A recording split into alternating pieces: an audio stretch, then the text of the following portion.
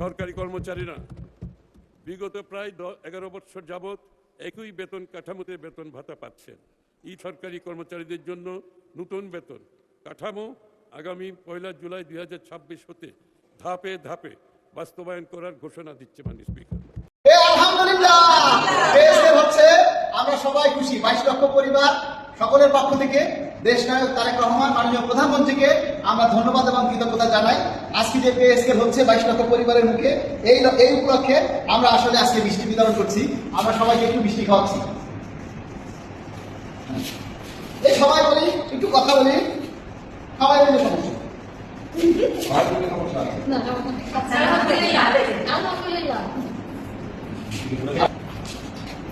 আমরা 22 লক্ষ পরিবার দীর্ঘ 11 বছর পর্যন্ত এইটার অপেক্ষায় ছিলাম যে সরকারের পক্ষ থেকে আনুষ্ঠানিক ঘোষণা আসুক, এবং সরকারের পক্ষ থেকে সেই আনুষ্ঠানিক ঘোষণাটা এসেছে যে আগামী 1 জুলাই থেকে পে স্কেল বাস্তবায়ন হবে ধাপে ধাপে।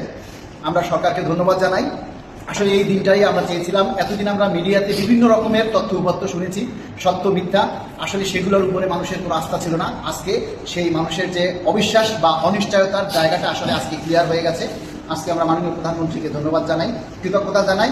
সেই সাথে আমাদের দাবি থাকবে যে যেহেতু 11 বছরের দ্রব্যমূল্যের ভীষণ ঊর্ধ্বগতি হয়েছে, এবং এই ঊর্ধ্বগতি এবং মানুষের যাতে দ্রব্যমূল্যের সাথে ক্রয় ক্ষমতার একটা সামঞ্জস্য থাকে, সেটার উপরে ভিত্তি করে যাতে আমাদের এই পে স্কেলটা এককভাবে এক ধাপেই যাতে বাস্তবায়ন করা হয়। তবে যদি দেশের অর্থনৈতিক অসঙ্গতি থাকে বা আর্থিক ক্রাইসিস থাকে, সেক্ষেত্রেও আমরা চাই অতীতের যে 3টা পে স্কেল হয়েছিল কোনোটাই 2 ধাপে বেশি যায়নি।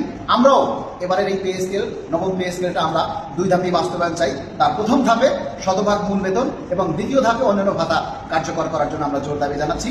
এবং পরিশেষে আবারও মাননীয় প্রধানমন্ত্রী এবং মাননীয় অর্থমন্ত্রী মহোদয়কে এবং সরকারের নীতি নির্ধারক পর্যায়ে এবং সচিব কমিটি, জাতীয় পে কমিশন, যারা এই পে স্কেলের জন্য কাজ করেছেন, সকলের প্রতি আমরা আন্তরিক ধন্যবাদ এবং কৃতজ্ঞতা জানাই। আসসালামু আলাইকুম।